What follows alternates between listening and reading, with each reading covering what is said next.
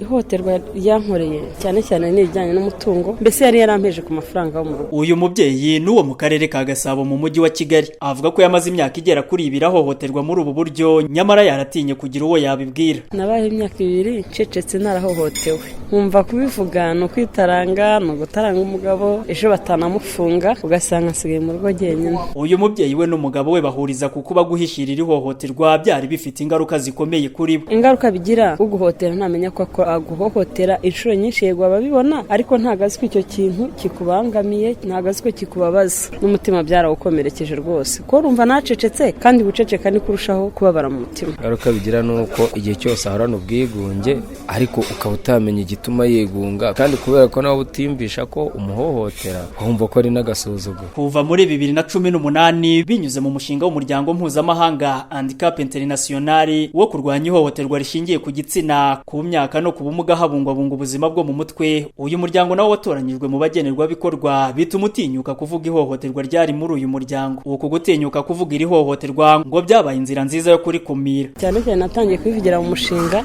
babona ko nyine nahohotewe, nawe barushaho kumugira inama, birangira nyine nawe yumvise ko ari kumhotera. Byararangiye rwose nta n'ubuyobozi bundi tugiyemo. Nageze aho ndabyumva neza, numva ko namuhohoteraga. Iterambere ry'urugo ryarabonetse kuko natangiye gutanga agaciro mu rugo no gushaka amafaranga, nanjye twasha kuganira ku byo tugomba gukorera urugo rwacu. Umuryango Handicap International wahuguye uyu muryango n'indi nkayo yabanaga mu makimbirane mu turere tunyuranye tw'igihugu, ukangura n'indi miryango itaragezweho n'uyu mushinga kudaceceka ihohoterwa rishingiye ku gitsina, kuko kuri ceceka bituma n'abakabahaye ubufasha batabona aho bahera. Umurungi Chantal n'umukozi muri uyu muryango, by'umwihariko akaba kuriye uyu mushinga wo kurwanya ihohoterwa. Nkuko ubukangurambaga bw'imisi 16 igihugu cyacu ndetse n'isi yose turimo bwo kurwanya ihohoterwa rikorerwa umugore, rero ihohoterwa iyo ricecetswe n'utanga ubufasha ntabwo yabona uko abutanga.